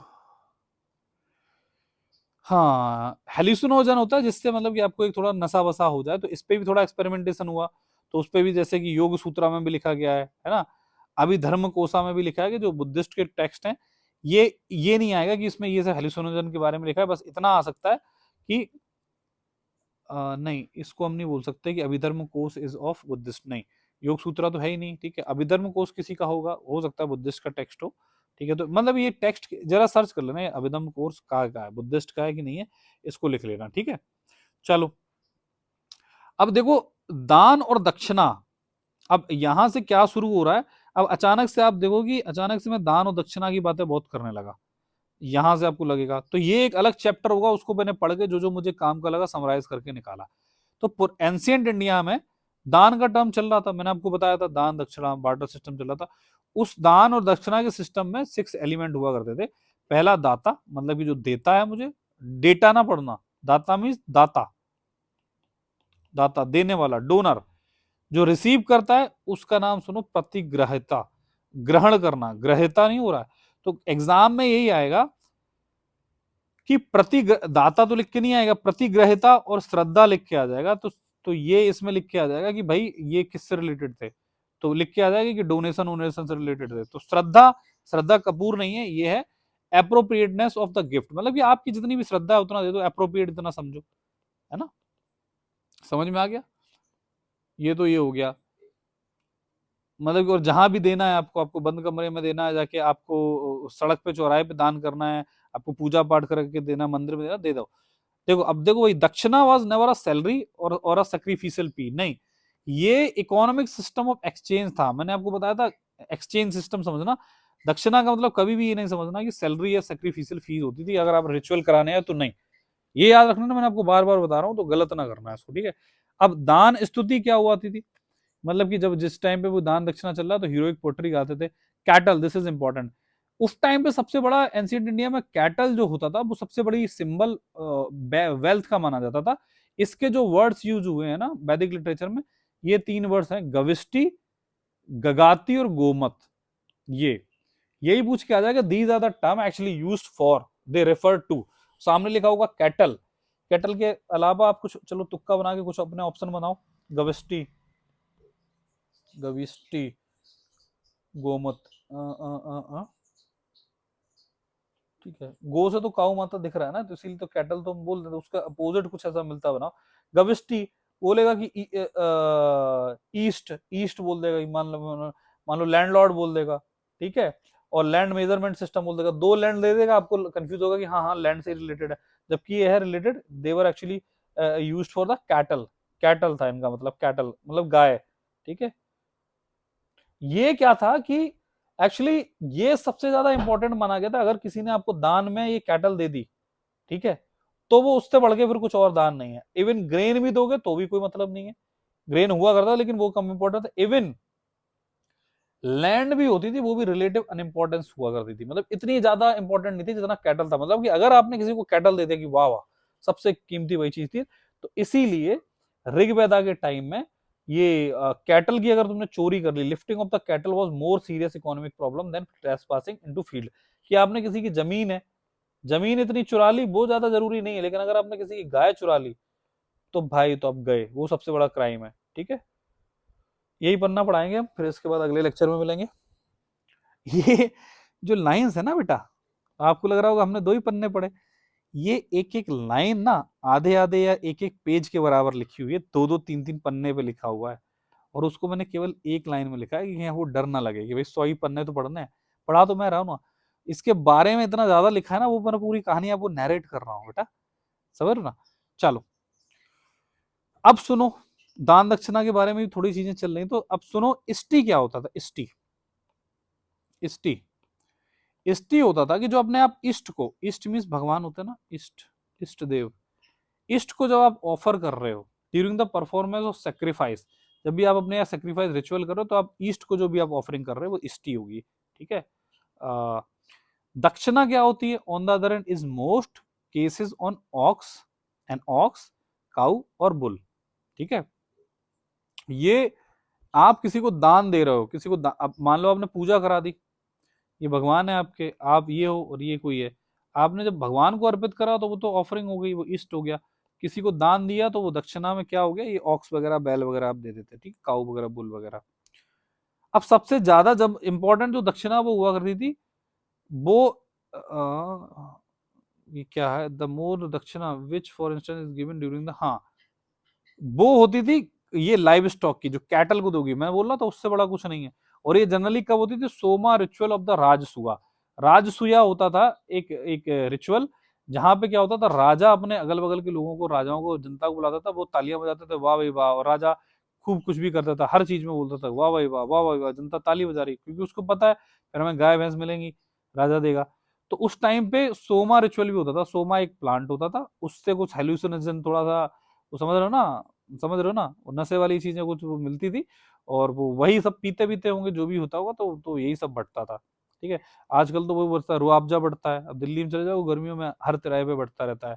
ठीक है, एक तो चांदनी चौक में आप जाओगे तो एक मोहब्बत का शरबत बढ़ता है, यूट्यूब करोगे तो मोहब्बत का शरबत, मोहब्बत में ये नहीं आएगा, पता नहीं, मोहब्बत का शरबत, तो उसमें कुछ भी डाल के बनाते हैं वो लोग, है ना, मीठा मीठा जो भी बनाते होंगे, मैंने तो आज तक नहीं पिया है। तो मोहब्बत का शरबत होता है, समझ में आ गया। The distinction for example between ishta and purta is emphasised, the ishta is which is greater. ठीक है, दो टाइप की दान दक्षिणा में और होता था, एक इष्टा और पुर्ता। इष्टा वो हुआ करता था जैसे कि आप अपने घर में ही रिचुअल करा रहे हो, ठीक है, घर में ही बंद कमरे में कुछ यज्ञ वग करवा के तो आपने इष्टा दे दिया, मतलब कि जो चढ़ाते ऑफरिंग हो। पुरता ये होता था कि पुरता तब होता था जब आप बड़े पैमाने पर कर रहे हो, भंडारा भंडारा कुछ कर रहे हो, बड़ी भागवत वगैरह, तो डोनेशन ऑफ वेल्स, टैंक्स वगैरह, टेम्पल वगैरह जब देते तो वो पुरता था, वो बड़ा था, बड़ा था। ठीक है, हाँ, in the later literature of Puranas, ठीक है, वहां अन्नदाना, फूड इज समटाइम्स, हाँ कुछ बाद में लिटरेचर पुराना जिसमें अन्नदाना, जो खाने पीने की चीजों को, उसको बड़ा दान बोला गया, बहुत ज्यादा नहीं है, बस यहीं तक हम पढ़ेंगे।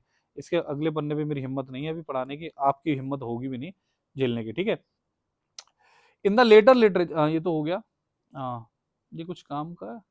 चलो सुनो, एक और चीज सुन लो, एक महादान करके एक रेफर किया गया, एक बहुत बड़ा महादान, तुला पुरुषा, मतलब कि आपने किसी को तोल दिया, पुरुष को तोल दिया तो तुला पुरुषा हो गया।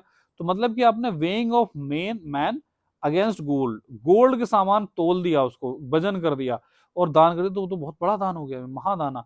दूसरा एक Hiranya garbha, Hiranya garbha, the symbolic river through a golden womb often perform through coronation, मतलब कि जैसे कि कोई राजा है, अब बोल रहा है कि भाई मैं तो ये वो था, एक्स वाई जेड है, कि मेरा किसी और में जन्म हुआ होगा, अब मैं एकदम से परफेक्ट राजा बन गया हूं, तो अब मैं दोबारा जन्म ले रहा हूँ।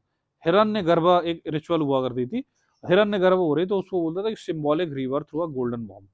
ठीक है, तो वो एक रिचुअल था। तो हिरण्य गर्भ कभी भी लिख के आया तो एक सिंबॉलिक वर्थ रिचुअल बोलोगे आप।